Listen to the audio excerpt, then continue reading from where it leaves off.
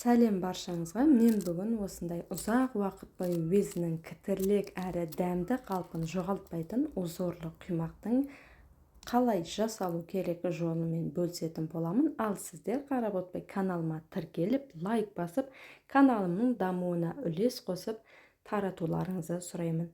Ол үшін бір дана жұмыртқаның үстіне ұн, қант, жүгері крахмалы, күріш ұны, сүт, дәміне қарай ванилин және шымшым тұзды салып, барлығын бір келкі етіп араластырып аламыз.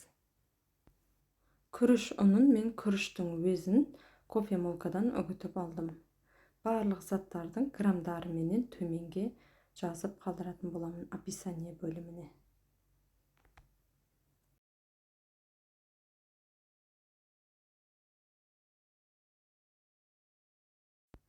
Барлығын осылай бір келкі етіп араластырып алғаннан кейін үстінен 2 ас қасық күнбағыс майын құйып, тағы да жақсылап барлығы араластырып, өзімізге ыңғайлы болу үшін кондитерлік қапшыққа құйып алатын боламыз.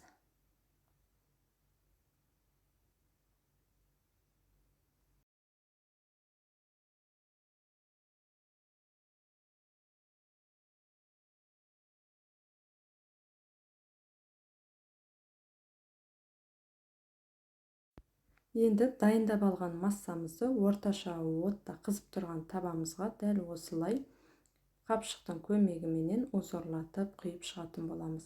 Қапшығымыздың ұшын қатты үлкен етіп тесіп жібермейміз. Қаншалықты жіңішке болса, соншалықты кітірлік әрі әдемі дәмді шығатын болады.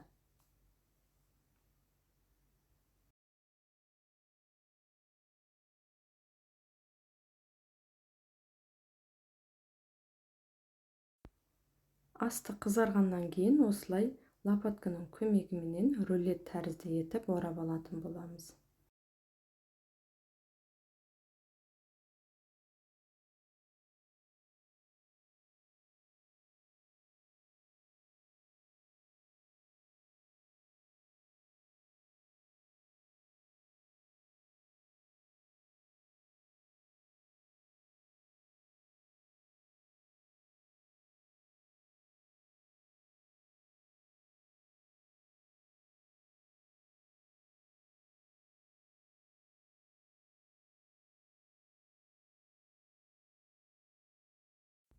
Әдетте жеп жүрген құймағымызға қарағанда бұл әлдеқайда жылдамырақ дайын болады, өйткені екінші бетін пісірмей осылай орап алатын боламыз.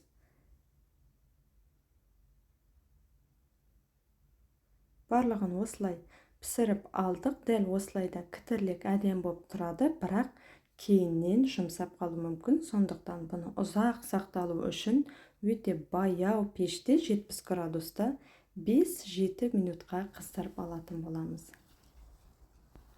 Кішілер тұрмақ, үлкендердің өздері сүйсіне жейтін осындай даусының өзі тәбетті ашатын кітірлік узорлық құймақтарымыз дайын.